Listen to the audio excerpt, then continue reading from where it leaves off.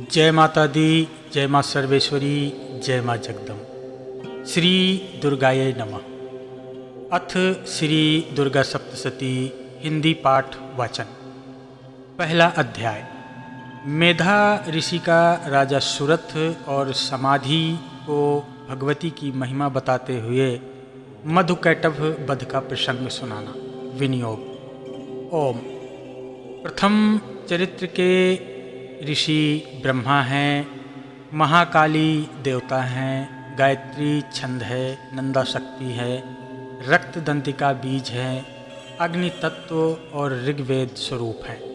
श्री महाकाली की प्रसन्नता के लिए प्रथम चरित्र के जप का विनियोग। ध्यान। भगवान विष्णु के सो जाने पर मधु और कैटभ को मारने के लिए कमल जन्मा ब्रह्मा जी ने जिनका स्तवन किया था, उन महाकाली देवी का मैं सेवन करता हूँ। वे अपने 10 हाथों में खड्ग, चक्र, गदा, बाण, धनुष, परिघ, शूल, भुसुंडी, मस्तक और शंख धारण करती हैं। उनके 3 नेत्र हैं। वे समस्त अंगों में दिव्य आभूषणों से विभूषित हैं। उनके शरीर की कांति नीलमणि के समान है तथा वे 10 मुख और 10 पैरों से युक्त हैं।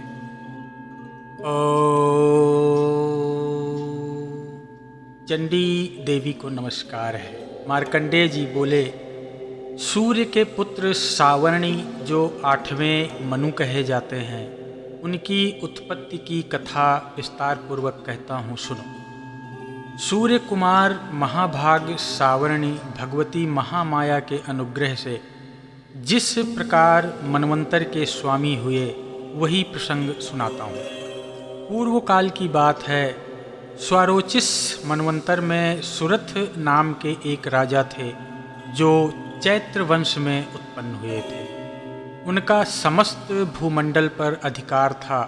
वे प्रजा का अपने औरस पुत्रों की भांति धर्मपूर्वक पालन करते थे। तो भी उस समय कोला विध्वंसी नाम के क्षत्रिय उनके शत्रु हो गए। कोला विध्वंसी यह एक विशेष कुल के क्षत्रियों की संज्ञा है।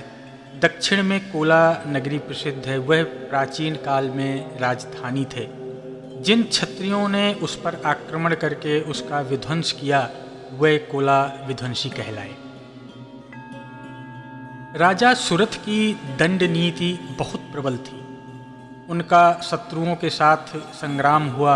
यद्यपि कोला विध्वंसी संख्या में कम थे, तो भी राजा सुरथ युद्ध में उनसे परास्त हो गए। तब वे युद्ध भूमि से अपने नगर को लौट आए और केवल अपने देश के राजा होकर रहने लगे। अन्य समस्त पृथ्वी से अब उनका अधिकार समाप्त हो गया। किंतु वहाँ भी उन प्रबल शत्रुओं ने उनका पीछा नहीं छोड़ा और महाभाग राजा सुरथ पर आक्रमण कर दिया। राजा का बल क्षीण हो चला था, इसलिए उनके दुष्ट, बलवान एवं दुरात्मा मंत्रियों ने वहाँ उनकी राजधानी में भी राजकीय सेना और खजाने को हथिया लिया। सुरथ का प्रभुत्व नष्ट हो चुका था, इसलिए वे शिकार खेलने के बहाने घोड़े पर सवार होकर वहाँ से अकेले ही एक घने जंगल की तरफ चले गए, जहाँ उन्होंने मेधा मुनि का आश्रम देखा, जहाँ पर कितने ही हिंसक जीव अपनी स्वाभाविक हिंसा वृत्ति को छोड़कर परम शांत भाव से रहते थे। मुनि के बहुत से शिष्य उस वन की शोभा बढ़ाते थे। वहाँ जाने पर मुनि ने उनका सत्कार किया और वह उन मुनि श्रेष्ठ के आश्रम पर इधर उधर विचरते हुए कुछ काल तक रहे।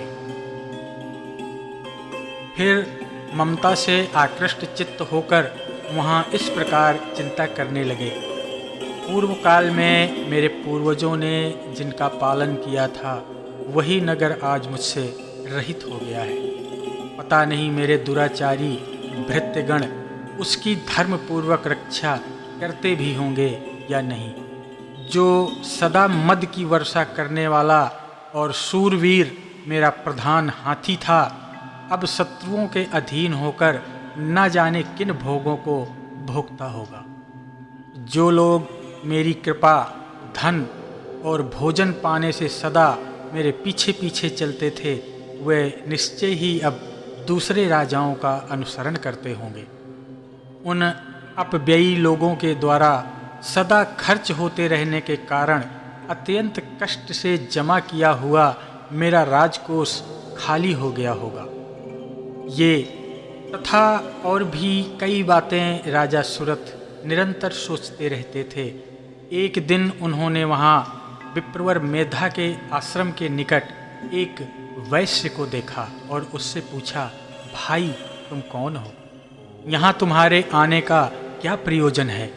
तुम शोकग्रस्त से और अनमने से क्यों दिखाई दे रहे हो?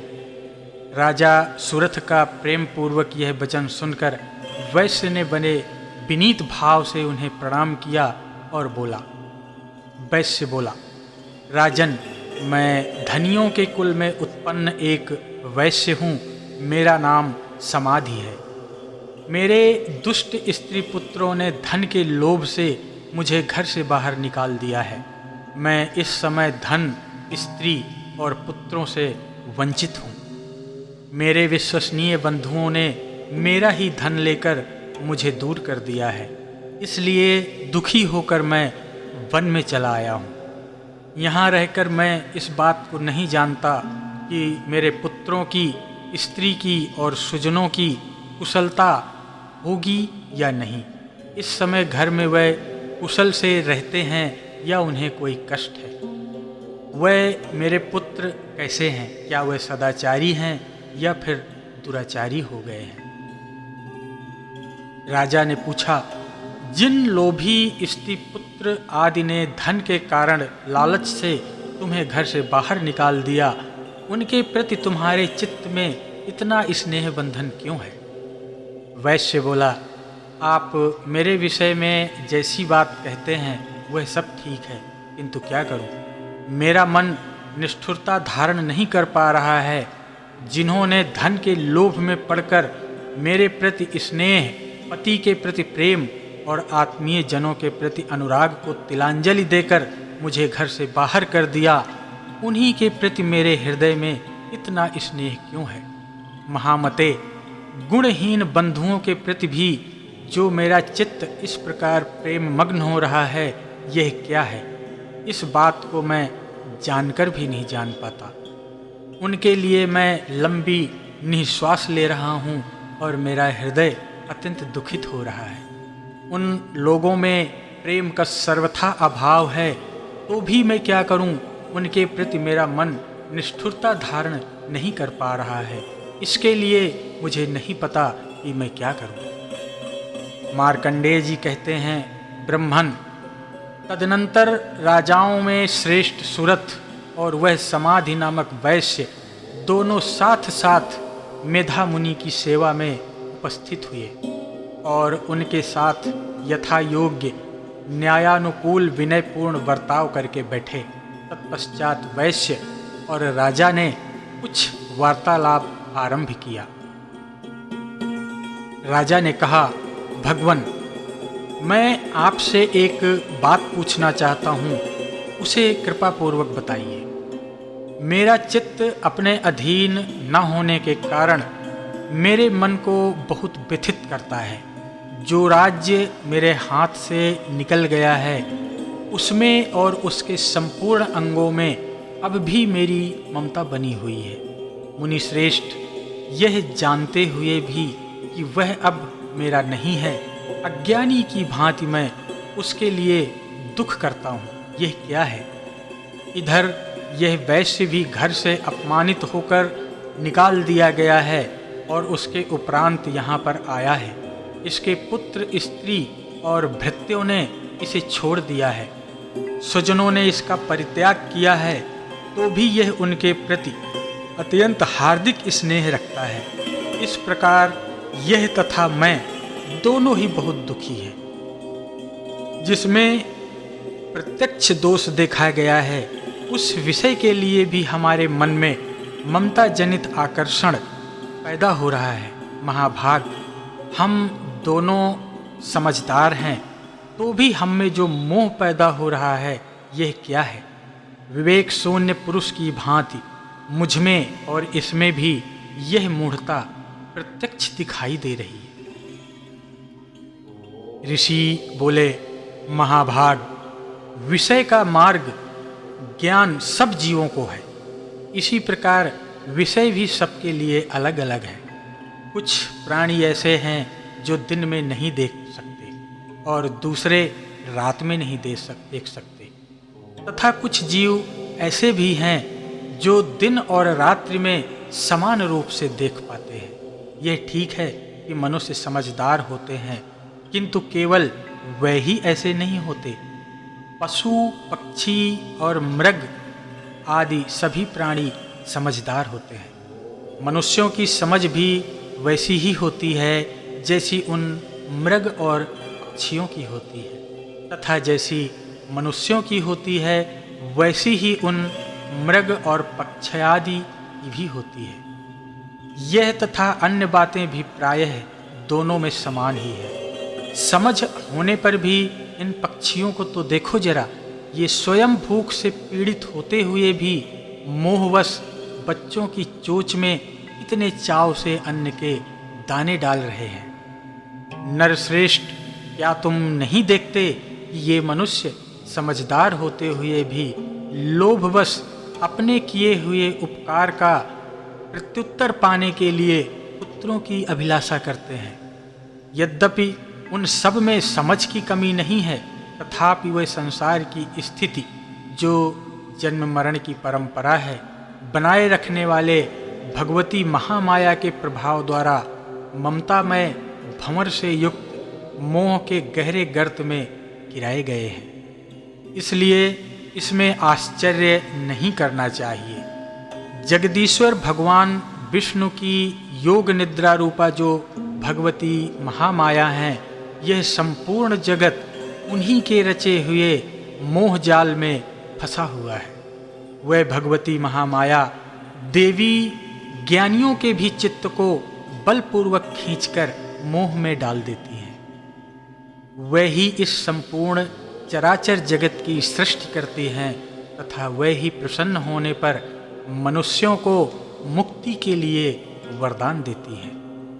वह ही पराविद्या, संसार बंधन और मोक्ष की हेतुभूता सनातनी देवी तथा संपूर्ण ईश्वरों की भी अधीश्वरी है। राजा ने पूछा, भगवन, जिन्हें आप महामाया कहते हैं वह देवी कौन है? ब्रह्मन, उनका आविर्भाव कैसे हुआ तथा उनके चरित्र कौन कौन से हैं? ब्रह्म वेत्ताओं में श्रेष्ठ महर्षि उन देवी का जैसा प्रभाव हो, जैसा स्वरूप हो और जिस प्रकार भी उनका प्रादुर्भाव हुआ हो, वह सब हम दोनों आपके मुख से सुनना चाहते हैं। ऋषि बोले, राजन, वास्तव में तो वह देवी नित्य स्वरूपा, नित्य नवरूपा ही हैं। संपूर्ण जगत उन्हीं का रूप है तथा उन्होंने समस्त विश्व को अपनी मोहिनी माया से व्याप्त कर रखा है। तथापि उनका प्राकट्य अनेक प्रकार से होता है, वह मुझसे सुनो।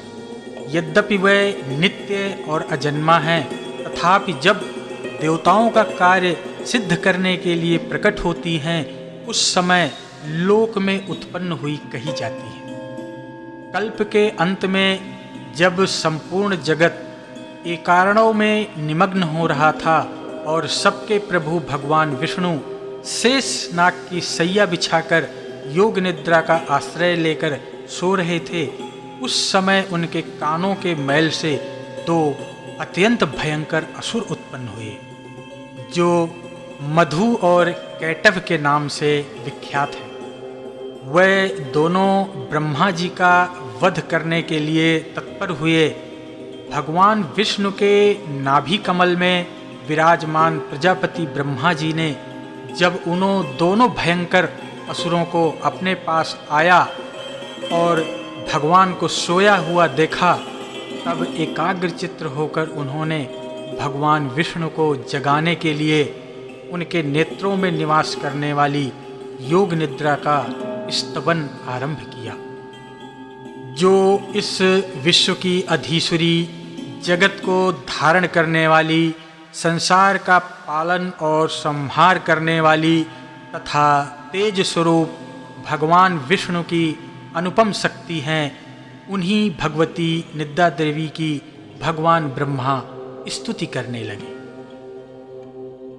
ब्रह्मा जी ने कहा, हे देवी, तुम ही स्वाहा, तुम ही स्वधा और तुम ही वक्षटाकार हो। स्वर भी तुम्हारे ही स्वरूप हैं, तुम ही जीवनदायिनी सुधा हो। नित्य अक्षर प्रणव में अकार, उकार, मकार, इन तीनों मात्राओं के रूप में तुम ही स्थित हो तथा इन तीन मात्राओं के अतिरिक्त जो बिंदु रूप नित्य अर्ध मात्रा है, जिसका विशेष रूप से अलग उच्चारण नहीं किया जा सकता, वह भी तुम ही हो। देवी, तुम ही संध्या, तुम ही सावित्री तथा तुम ही परम जननी हो। देवी, तुम ही इस विश्व ब्रह्मांड को धारण करने वाली हो। तुमसे ही इस जगत की सृष्टि होती है और तुम ही से इसका पालन होता है और तुम ही कल्प के अंत में इस संपूर्ण सृष्टि को अपना ग्रास बना लेती हो। जगन्मयी देवी, इस जगत की उत्पत्ति के समय तुम सृष्टि रूपा हो, पालन काल में स्थिति रूपा हो और कल्पांत के समय संहार रूप धारण करने वाली हो। तुम ही महाविद्या, महामाया, महामेधा, महास्मृति, महामोह रूपा, महादेवी और महासुरी हो। तुम ही तीनों गुणों को उत्पन्न करने वाली त्रिगुणात्मक प्रकृति हो। भयंकर कालरात्रि, मोहरात्रि तथा महारात्रि भी तुम ही हो। तुम ही श्री, तुम ही ईश्वरी, तुम ही ह्रीं और तुम ही बोध स्वरूपा बुद्धि हो। लज्जा, पुष्टि, तुष्टि, शांति और क्षमा भी तुम ही हो। तुम खड्गधारिणी, शूलधारिणी, घोर रूपा तथा गदा, चक्र, शंख और धनुष धारण करने वाली हो। बाण, भुसुंडी और परिघ, ये भी तुम्हारे अस्त्र हैं। तुम सौम्य और सौम्य से भी सौम्य, सौम्यतर हो। इतना ही नहीं, जितने भी सौम्य एवं सुंदर पदार्थ हैं, उन सब की अपेक्षा तुम अत्यधिक सुंदरी हो। परा और अपरा, सबसे परे रहने वाली परमेश्वरी तुम ही हो।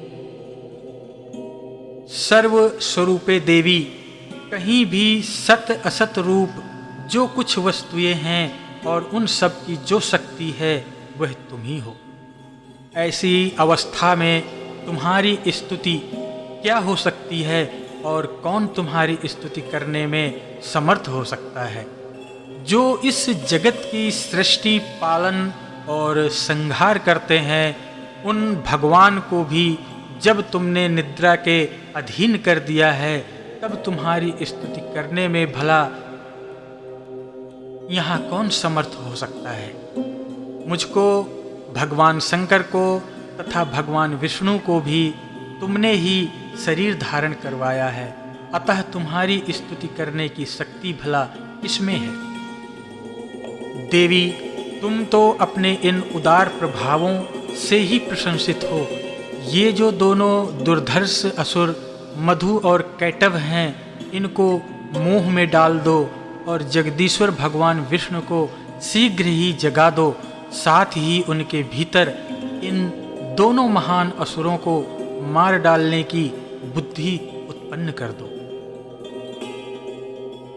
ऋषि कहते हैं, राजन, जब ब्रह्मा जी ने वहाँ मधु और कैटभ को मारने के उद्देश्य से भगवान विष्णु को जगाने के लिए तमोगुण की अधिष्ठात्री देवी योग निद्रा की इस प्रकार स्तुति की, तब वह भगवान के नेत्र, मुख, नासिका, बाहु, हृदय और वक्षस्थल से निकलकर अव्यक्त जन्मा ब्रह्मा जी की दृष्टि के समक्ष खड़ी हो गई। योग निद्रा से मुक्त होने पर जगत के स्वामी भगवान जनार्दन उस एकारणों के जल में शेषनाग की सैया से जाग उठे।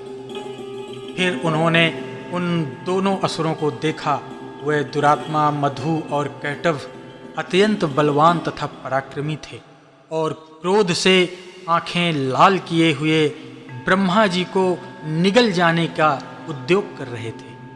तब भगवान श्री हरि ने उठकर उन दोनों के साथ 5000 वर्षों तक केवल बाहु युद्ध किया। वह दोनों भी अत्यंत बल के कारण उन्मत्त हो रहे थे। इधर महामाया ने भी उन्हें मोह में डाल रखा था। इसलिए वे भगवान विष्णु से कहने लगे, हे विष्णु, हम तुम्हारी वीरता से अति संतुष्ट हैं। तुम हम लोगों से कोई वर मांगो।